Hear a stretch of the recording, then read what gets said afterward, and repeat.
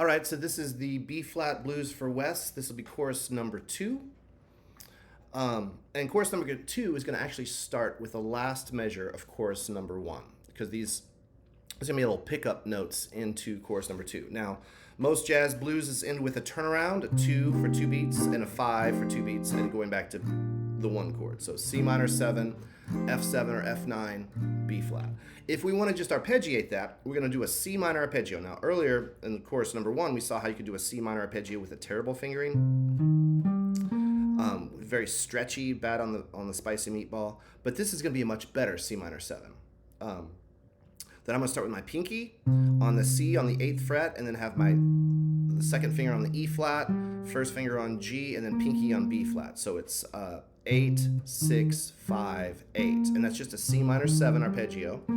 Leaves me off in the 7th of C minor. And if I go 1 and 2 and, now it's time to go to the F chord, and just a half step right there is the 3rd of F7, making those guide tones, 3rd, and then I'm going to go up the little an F major arpeggio, similar to what I did here when we were on the chorus number 1. I was on a G7 arpeggio and a G, and then got the 7th and resolved that to the C minor. Well, here I'm going to do this on F7, but resolve to the D note, because it's a B flat major, so that's a half step resolution. So F, starting on the A note, 7th fret, 5th fret, 6th fret, 8th fret, and then resolve by half step to the D note. So if you think of this like in 8th notes, 1 and 2, and here's the F chord, and here's the B flat chord. So you've got the root of C minor, the 7th of C minor, the 3rd of F, the flat 7th of F, and then resolving to the 3rd of B flat, the D note. 1 and 2 and 3 and 4 and 1. And that's just a great 2-5 lick, but it's a little boring. Da da da da da da da da da. So to make it rhythmically more interesting, start on the and of 1 and put in a triplet. You'll have the same amount of notes, but since you're starting a half beat back, but you're throwing in a triplet, it's all going to work out to end on the same place. 1 and triple it, 3 and 4 and 1. Now notice the picking here.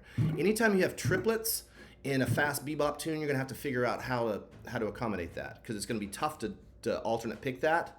You'll never get that to be sound as fast as a saxophone. So in this case, since I'm going across strings, I'm going to sweep it. But you'd have to figure out how to maybe do a hammer-on or pull-off or slur or something, or slides, to fit all those notes in, because it's just harder to play single notes, one at a time, than it is on saxophone. You blow once and you can play a bazillion notes, where here we have to pick every note. So if you rake, it's almost like playing saxophone.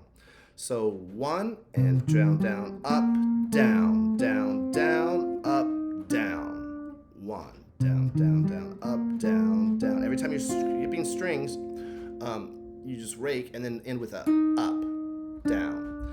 And now this takes me to officially chorus number 2. This is the first beat. And if you're on the 3rd here of B flat, a real common thing in blues or rock and roll is to play just sort of up a B flat 7 scale. So I've got the 3rd, the 5th, the 6th, or the 13, and the flat 7. So I'm starting on the 3rd and ending on the 7th. 1 and 2 and 3.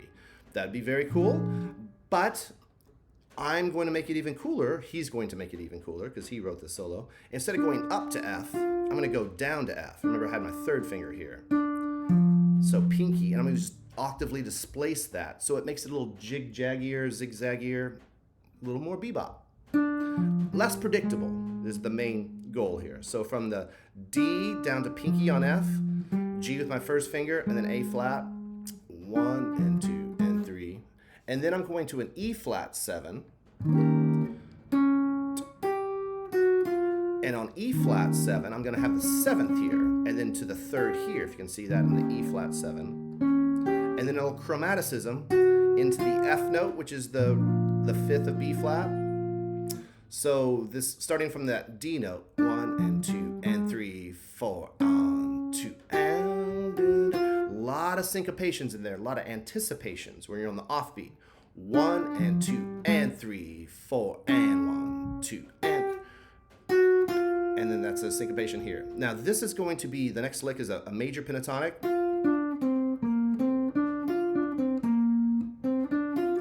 But I'm going to change the fingering here. That was in position. This is going to be a little bit of a wonky fingering, but this is the way I prefer to do it.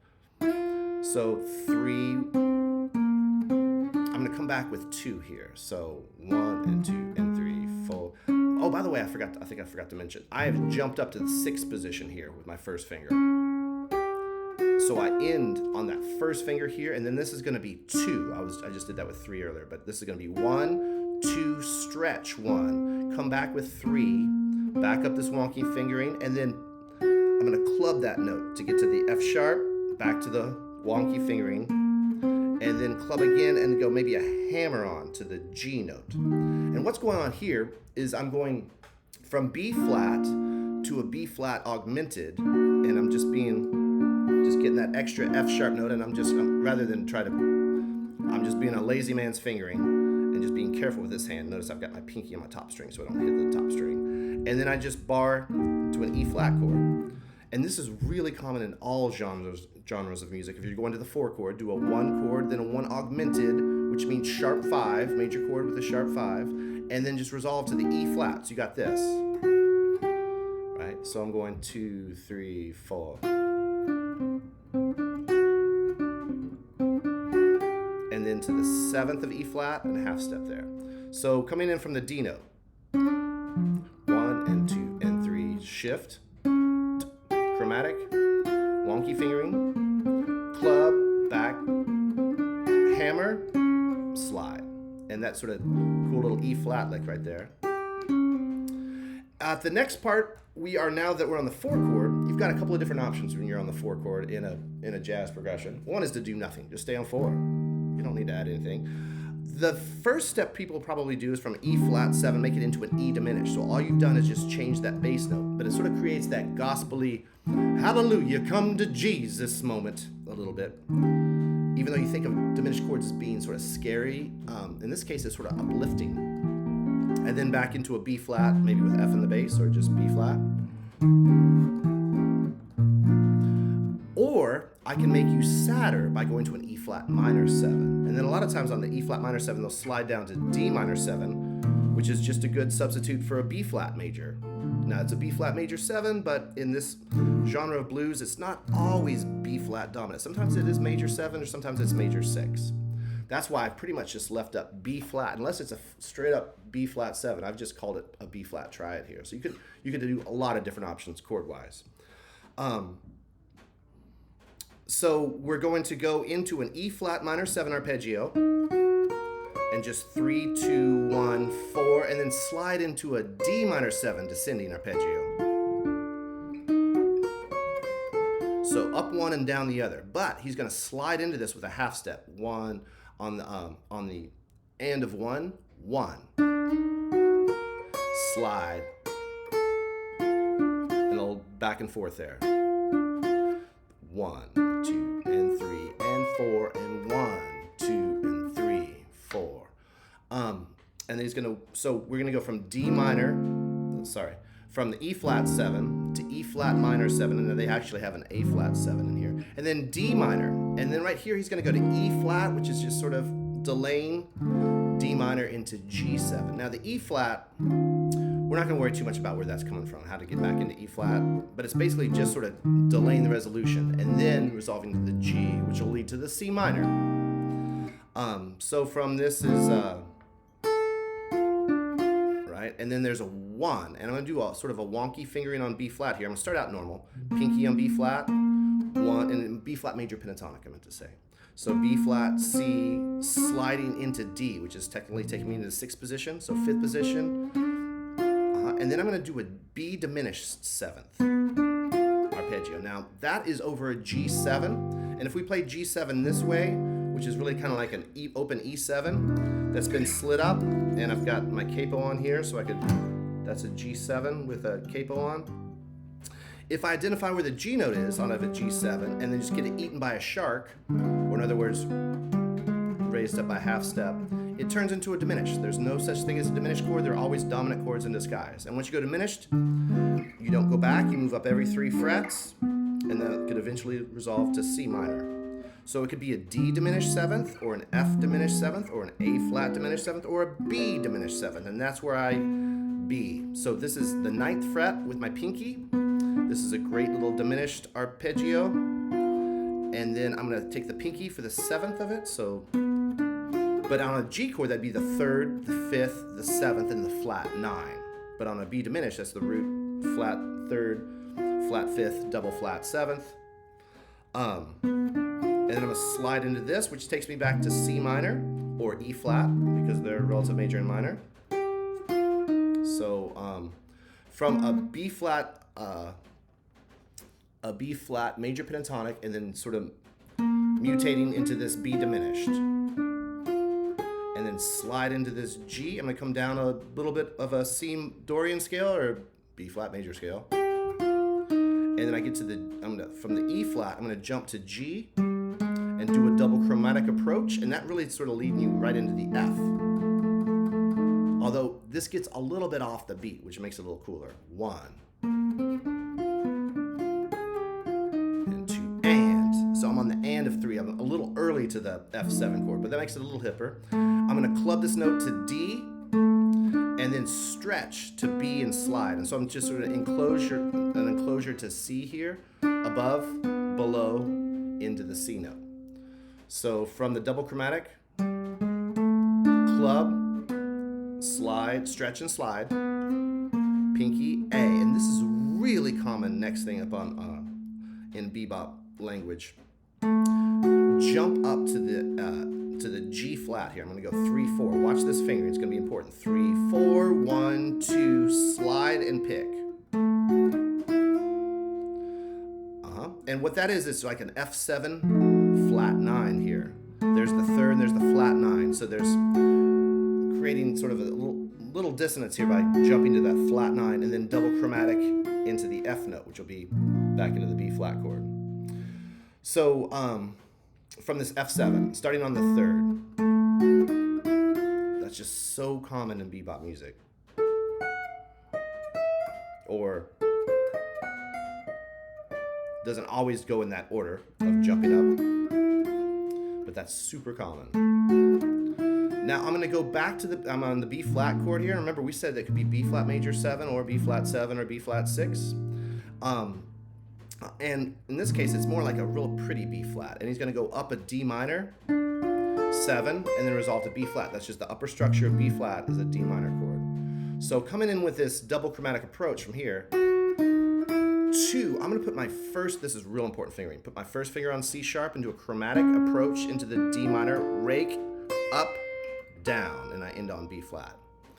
So 1 and triplet, da, ba, and there's a triplet in there, 1 and 2 triplet, 3 and 4, and it ends on a syncopation. So this whole lick starting in measure 20 on beat 2, 1, and that's real important to start this on beat 2. You kind of want to start this on beat 1, but if you start this on beat 2, it sort of displaces everything, and once again, by displacing things, it creates tension. So 1, diminished, slide half step, double chromatic. Sometimes I use pinky here if I think about it enough to stack the notes, but man, I grew up just doing this all the time, so I'll just put my 3rd finger there probably. Stretch, slide, and then resolve to the A. A little tension here, and then double chromatic with a slide, and now since my 2nd finger's taken, I'll use my 1st finger right underneath it and do a D minor. And then at the very end, it's sort of like over this F7 or F sharp 9. And that's going to take me back into the B flat. So you could also think this is just blues did it. That's right out of the blues scale or the minor pentatonic. 9, 6, and then raise it up to the major. Right, to the A natural note, and then that will go into B flat. But you could also just think half step did it. 1.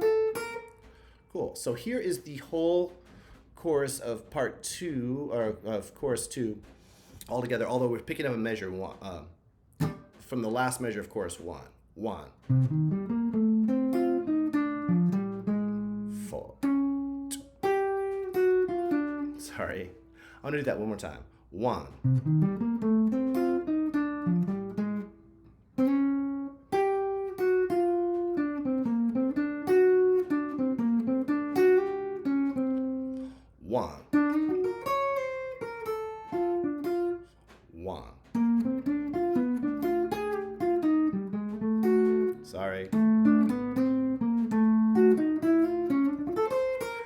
if I could take back the last 2 minutes, I would, but I can't.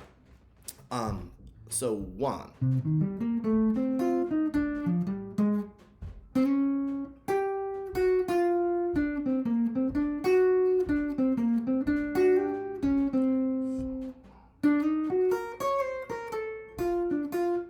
1.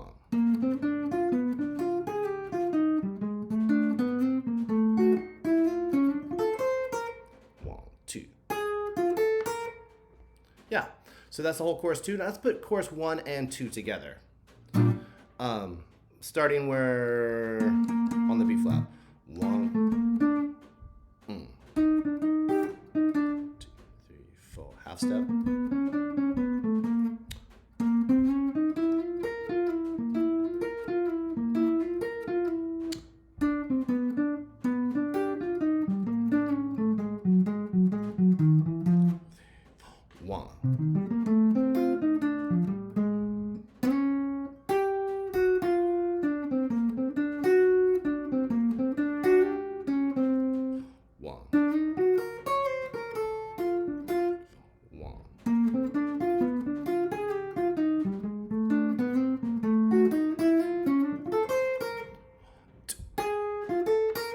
And that's courses 1 and 2. Sorry for the little stumble in there, but that's basically